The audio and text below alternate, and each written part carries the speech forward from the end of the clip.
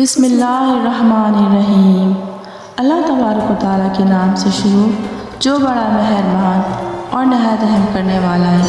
دنیا میں بت پرستی کا آغاز کب ہوا اور دنیا میں سب سے پہلے بت پرستی کی بنیاد کن لوگوں نے رکھی اور شیطان نے دنیا میں سب سے پہلے کن لوگوں کے بت بنائے اور ان کی پوجا شروع کروائی، اور دنیا میں سب سے پہلے جن لوگوں کی پوجا شروع کروائی وہ لوگ کون تھے، اور یہ بت پرستی دنیا کے اندر کس طرح پھیلی، اور اسی بت پرستی کا باقاعدہ آغاز کرنے کے لیے شیطان کو کتنے سو سال تک انتظار کرنا پڑا۔ پیارے دوستوں، ان تمام تر سوالات کے جوابات قرآن و حدیث کی روشنی میں ہم آپ کو بتائیں گے، لہٰذا آپ سے گزارش ہے کہ ہماری اس ویڈیو کو اینڈ تک ضرور دیکھیے گا۔ حضرت آدم علیہ السلام پہلے وہ نبی ہیں جو سب سے پہلے دنیا میں تشریف لائے۔ حضرت آدم علیہ السلام کے بعد اللہ تبارک و تعالیٰ نے ان کے بیٹے حضرت شیث علیہ السلام کو نبوت عطا فرمائی۔ حضرت شیث علیہ السلام کے دور سے ہی شرک کی ابتدا ہو چکی تھی۔ شیث علیہ السلام کے بعد تیسرے نبی جو اس دنیا میں تشریف لائے وہ حضرت ادریس علیہ السلام ہیں۔ حضرت ادریس علیہ السلام کے دور سے ہی بت پرستی کا باقاعدہ آغاز ہوا، اور اس طرح شیطان کو حضرت آدم علیہ السلام سے لے کر حضرت ادریس علیہ السلام کے زمانے تک بت پرستی کا آغاز کرنے کے لیے انتظار کرنا پڑا۔ دوستوں، روایات میں آتا ہے کہ حضرت آدم علیہ السلام کی وفات کے 500 سال بعد حضرت ادریس علیہ السلام دنیا میں تشریف لائے، اور بعض روایات کے مطابق حضرت ادریس علیہ السلام حضرت آدم علیہ السلام کی موجودگی میں ہی اس دنیا میں جلوہ گر ہوئے۔ حضرت ادریس علیہ السلام پہلے وہ نبی ہیں جنہوں نے دنیا کو لکھنے پڑھنے کا درس دیا، اور آپ کو اسی وجہ سے ادریس کہا جاتا ہے۔ اور حضرت ادریس علیہ السلام وہ پہلے نبی ہیں جنہوں نے لباس کو سلائی کر کے زیب تن کیا۔ حضرت ادریس علیہ السلام چونکہ اللہ تعالیٰ کے نبی تھے، اسی وجہ سے ان کی اولاد بھی اولیاء اور صلح میں سے تھی۔ حضرت ادریس علیہ السلام کی اولاد اپنا تمام وقت اللہ تعالیٰ کی عبادت میں گزارتی اور ذکر الہی میں مشغول رہتی۔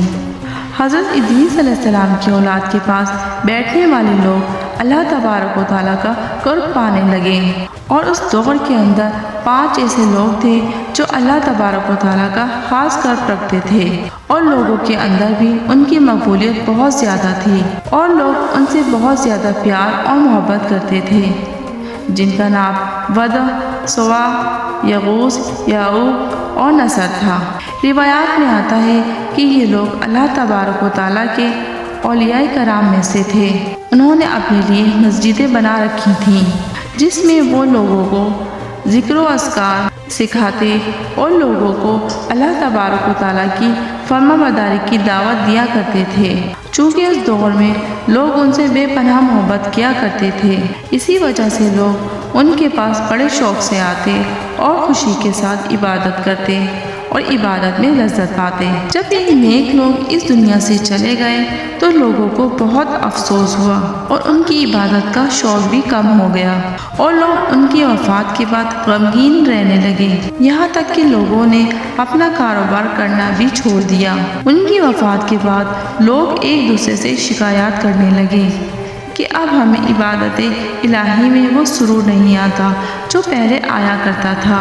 چنانچہ جب شیطان نے لوگوں کی یہ بے رخی اور ایمان میں کمی دیکھی تو شیطان نے موقع غنیمت جانتے ہوئے ان پر کڑا وار کر دیا، اور یہ وہ وقت تھا جب شیطان کو موقع ملا کہ وہ بت پرستی کا آغاز کرے اور بت پرستی کی بنیاد رکھے۔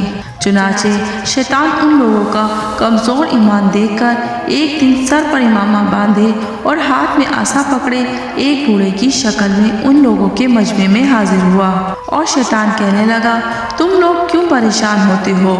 تم لوگ ان بزرگان دین کی وفات کے بعد بھی وہی لذت اور سرور حاصل کر سکتے ہو جو ان لوگوں کی زندگی میں حاصل کیا کرتے تھے۔ یہ بات سن کر وہ لوگ حیران رہ گئے کہ یہ کیسے ممکن ہے، تو لوگ اس بوڑھے سے پوچھنے لگے کہ آخر کار یہ کیسے ممکن ہے۔ تو शैतान ने उन लोगों को मशवरा दिया कि तुम लोग उन बुजुर्गों की शक्लें जानते हो, तुम उनकी जैसी शक्लें पत्थरों पर तराश लो और उन तराशी हुई तस्वीरों पर उन बुजुर्गों के लिबास भी डाल दो और फिर उन तस्वीरों को मस्जिदों की मेहराबों में खड़ा कर दो।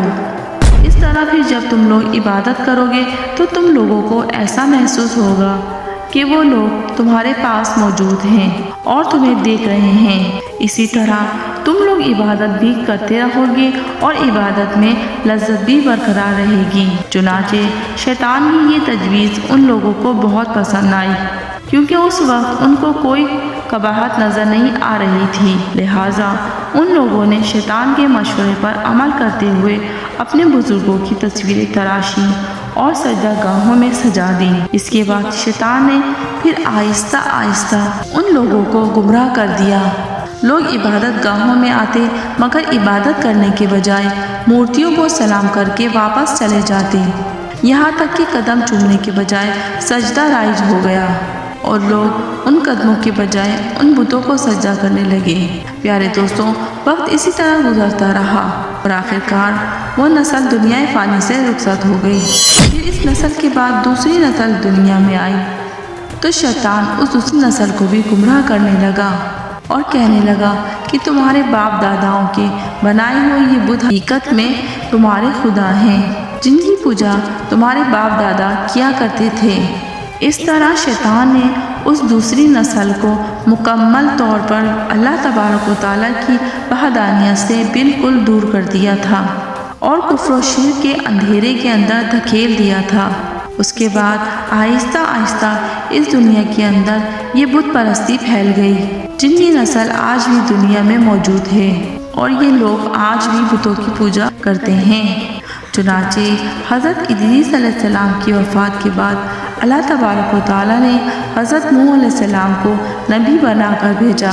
हज़रत नूह अलैहिस्सलाम ने 950 साल तक लोगों को तौहीद की दावत दी, मगर इस तवील मुद्दत के बाद भी लोग अल्लाह तबारक व तआला की वहदानियत पर ईमान न लाए और इसी तरह अपनी बुत परस्ती पर कायम रहे, तो अल्लाह तबारक व तआला ने अपना दर्दनाक अज़ाब नाजिल फरमाया और उन तमाम लोगों को तूफ़ान नूह के अंदर गरक कर दिया।